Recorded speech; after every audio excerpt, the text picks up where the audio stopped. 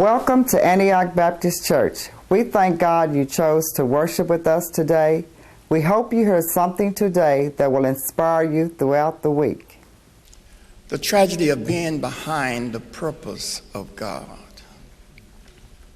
The tragedy of being behind the purpose of God. To everything there is a season, a time for every purpose under heaven. Purpose, meaning to will, meaning a deliberate intention, meaning setting forth. And it's no secret, here we talk about the purpose of God, that God's intentional will and purpose, that which he has set forth. And we remember quickly, whatever God sends out, I don't care what challenges it, I don't care what happens along the way, it cannot come back void because God sent it out. His purpose cannot come back void because it's his will that he deliberately intended for something to happen. And there is no happy chance with God. There is nothing by chance, nothing by mistake. Oh, it just happened. God deliberately intends. And what he deliberately sets forth, you can rest assured it's going to happen. Because that's God's will. Now, there are all kinds of arguments can come to that, but when I tell you that the teacher here in the Ecclesiastes is not trying to deal with abnormal situations. He's dealing with normal people under normal conditions, normal circumstances. He's not discussing physical evils and the need for the society to right things. That's not what he's doing. He's trying to look at a person's angle of looking at good and evil, but without being accountable to God, without understanding that it is God who is behind all of this. Now, if you pray with me, hopefully I'll get there. He don't want us to look at something that's going on in our life right now and say, well, you know, God had this in mind. It may be terrible right now. That might be okay, but he's looking at something deeper than that. He is saying to us, God has intentionally sat down and determined that something, his will be. So for this teacher, he simply means that to walk with God is simply this: to ask for his wisdom, to use life rightly, to ask for his knowledge, to understand the ways that he is moving. And he may help us by disclosing to us the things that are going on. And he then says, in spite of the difficulties that are going on in our lives, that the person is considering life from the angle of the knowledge of good and evil without being accountable to God for one standard of thought or behavior. More simply, he is sure a good man, but he does not believe in God. For example, I have to understand that, I want to do this and I want to be that and I want this to happen and that to happen. And I know if I live right, God's going to make that happen. But this teacher says, wait a minute. God has already intentionally set forth life. And your responsibility is to understand what God has already intentionally set forth. That day by day, you can simply do nothing more but get up and ask God, Lord, what about this day? And then follow his directions for this day. Not something that's way down the road. And I don't discourage planning. That's good. But it is this day that we live. Try to bring it closer to home. A young man said to me, why are all of these little things happening to me in my life? So what do you mean? Every time I turn around, something is going wrong. Little things just keep on happening to me. And I said, whoa, you ought to be rejoicing. You ought to be thankful. You ought to be praising God right now because little things are happening. This is what I mean. God's purpose is out there. You can either be in front of God's purpose, you can either be alongside of God's purpose, or you can be behind God's purpose. When you are in front of God's purpose, and you begin to think and do those things, what the writer says here, the knowledge of good and evil without being accountable to God, then God sends little things your way.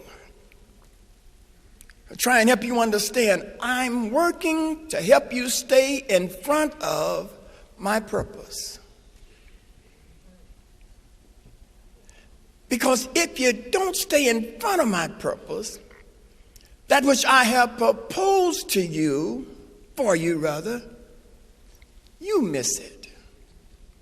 It's not that my will won't happen, but you can oppose my will. Pray with me. And seemingly cause my will not to be fulfilled. But this was my will.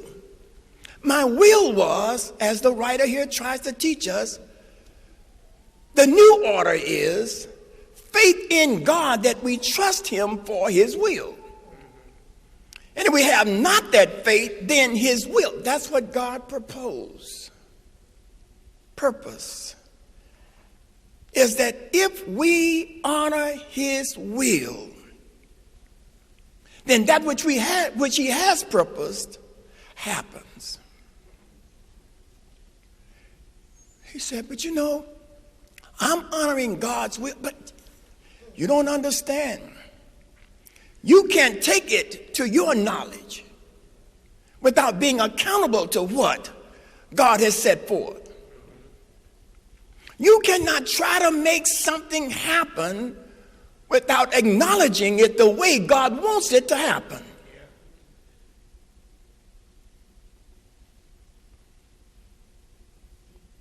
Because then you are working in opposition to God.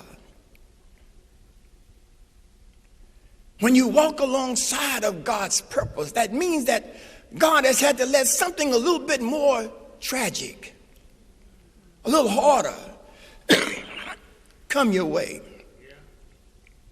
because you didn't listen to all those little bitty things that were happening in your life. And then God said, well, I have to awaken him to a more realistic sense of things. And then some hard things began to happen. Now you got to pray with me now, because I'm not saying you are the sinner here. Because in this teaching, when you get down to that third verse, that third chapter, the writer teaches that because the sinner does not acknowledge the right and wrong according to God's standards, God even demands of him to give up that which he have obtained. Anybody ever got something from God, and because you did not acknowledge it in the way that God needed you to acknowledge it, he called forth from you to give it up? Anybody ever been there? A job? Whatever. He says the new order is the faith. It's tragic when families don't understand this, because families have to give up some things.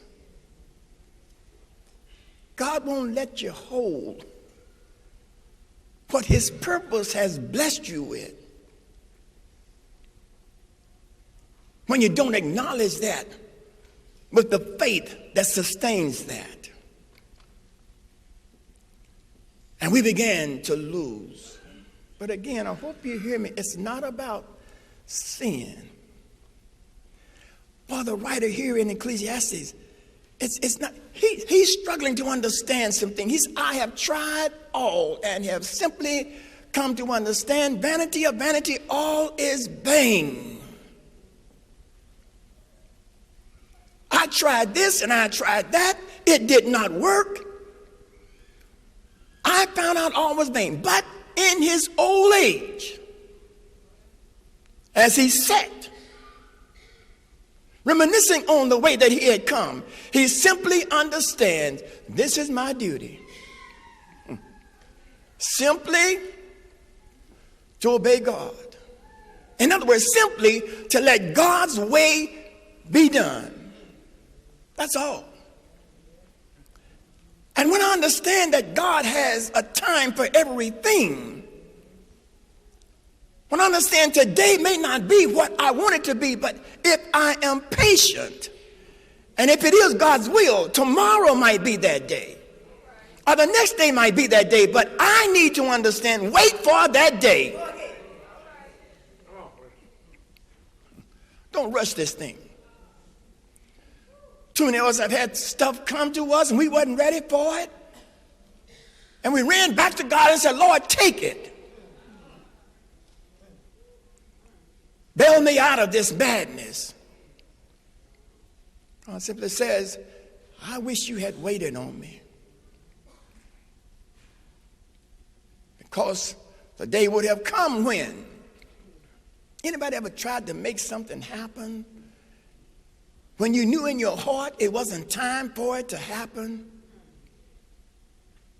And no matter how you worked with that thing, it just never got to where you wanted it to be or where you felt it should be. But then I said to this young man, the thing you don't want is to get behind God's purpose. Because when you get on the backside of God's purpose, that means that that which God has purposed for you, you can't obtain. Now somebody should have come up here and knocked me out. Because somebody should have said, with God all things are possible. As long as I have breath, it is possible. But you got to understand, God does not wait on us forever. His purpose, a time for this, a time for this, a time for this, a time for that, That's God's purpose. And you can't be missing all these purposes and then come up. You're on the backside of God's purpose. There are some of us who are looking back right now and are saying, if I had just done what I was supposed to have done when I had the opportunity to do it, I wouldn't be in this situation right now. But the tragedy of it is, you can't make it happen right now. Well, let me try to put it, and I'm not offending, hopefully, prayerfully, I'm not offending any athlete. This is just a good way of explaining this, a good example, illustration. I had the opportunity to go to the NFL as a professional football player, or basketball, it doesn't matter. But I didn't listen to God's plan. I didn't follow his will. I didn't honor his purpose. Each day I didn't get up and ask him, what is my duty for this day? And then little things start happening to me. Maybe I got an injury, or maybe this happened or that happened. But anyway, I just kept on not honoring the purpose of God. And then when I came to my senses and said, you know what? I've got to honor the purpose of God. But you know what? I'm 35 years old now. I ain't running down no field. I'm 33 years old. It's difficult for me to get out on that court with these 20-year-olds and run up and down that court. I thought that thing could last forever. I thought I could still play basketball. I'm telling my life story. With these young boys. I'm going to the gym. You know, hey, it's on. I can play with you. I don't care that you're 17, 19, 20, 21 years old. I don't care that I'm 36. I can still play with you. Until one afternoon I was playing. I put the guy on my hips, had my elbow in his throat. You don't get no rebounds over me when I do that. This young boy grabbed the ball and was halfway back down the court before I realized. I went home and hung up my tennis shoes. And I ain't been back on the court since then, other than to try and coach. My day was over with.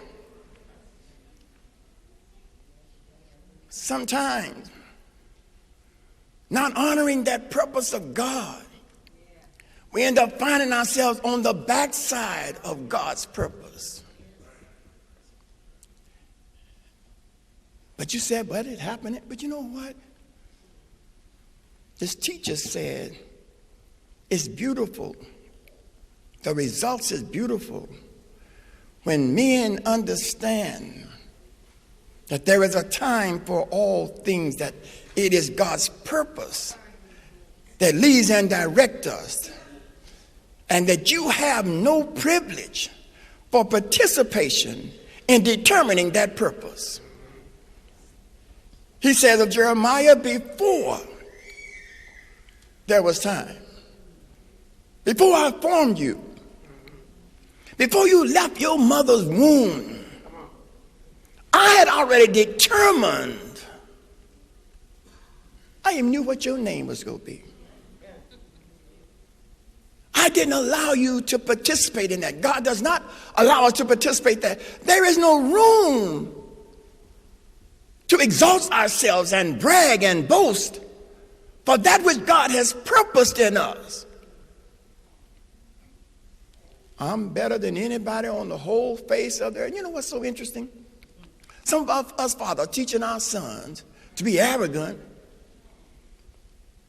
on the court, on the field, wherever. And we say they need that spirit. They need that spirit of God. They need to believe that they are the best. And they go out there and believe they are the best. They don't give up the ball to nobody. Nobody else participates with them. They try to do it all on their own. But even if God says, I'm going to let this thing happen for you, it cannot be as total as it would have been if you're not gotten on the backside of God's purpose. So what the teacher says to us here is, understand, you don't have time to waste. Your every day has to be a prayerful day. Every day you have to go in that way that God would have you go, so that, in other words, you don't have always. You ain't got all the time in the world for one day. Jesus says to Peter, when you were young, you girded yourself and you went where you wanted to go. But Peter, the day is going to come when somebody else will gird you. Time won't be like it used to be. Strength won't be like it used to be. Determination won't be like it used to be. So I said, young man, do this for me. Hear God's warnings. Thank him for his warnings. And then understand that you are in a good position right now. But don't mess up and get on even the side of God's purpose. Then some more tragic things happen to you. And for God's sake, don't get behind his purpose. You will not realize all that God had purposed for you to realize. But it ain't my fault. Young man, understand, nobody, the teachers warns us here, nobody alters, hinders, or interfere with the purpose of God. You are the only somebody who can make it other than what God has planned for it to be. And that determination is only by the results of your faith in what he wants you to do. Well, I'm mad at God. You what? You mad at God? You barely just begun to understand who God is. What are you talking about, you mad at God? I'm mad at God because I ain't doing nothing. What?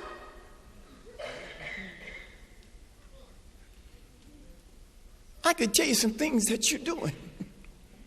I can tell you some things that you're doing, but I'm going to let you figure it out. Because it does not matter what I tell you. When I talk to you, what happened? Well, but when God talks to you, you give a better ear to God than you will. You can argue with me, but when you hear from God, there is no argument because God knows what he's talking about. You can tell me what I didn't. Somebody else is at fault, but when God speaks to you, he don't need no judge. He don't need no jury. He don't need no lawyer to convince. He knows. But the teacher teaches us, God is on your side, boy. God is trying to get you to his purpose. Well, that may not be what I want to do.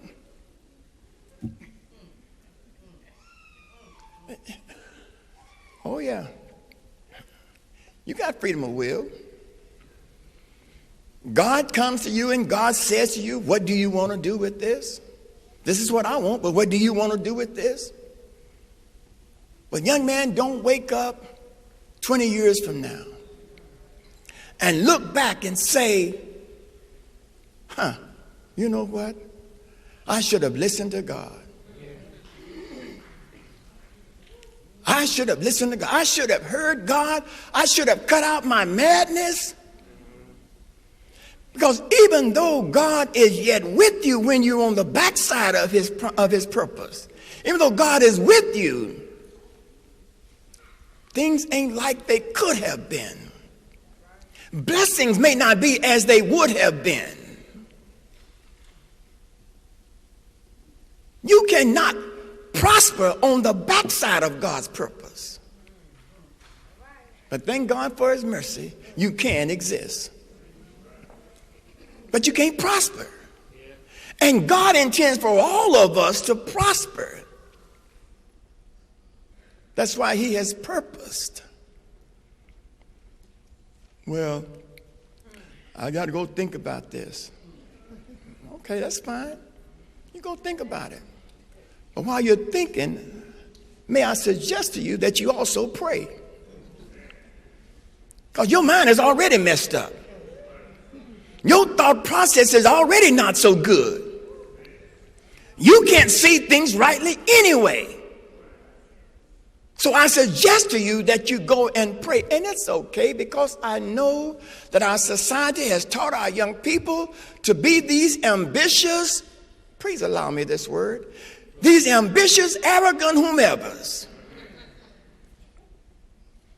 That's what our society has taught our young people to be. That you only get ahead when you are rough and tough. Take no prisoners.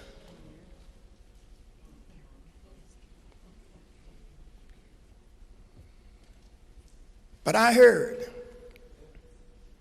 the writer say that as soon as Jesus was baptized, the Spirit of God took him into the wilderness, and there the tempter tempted him.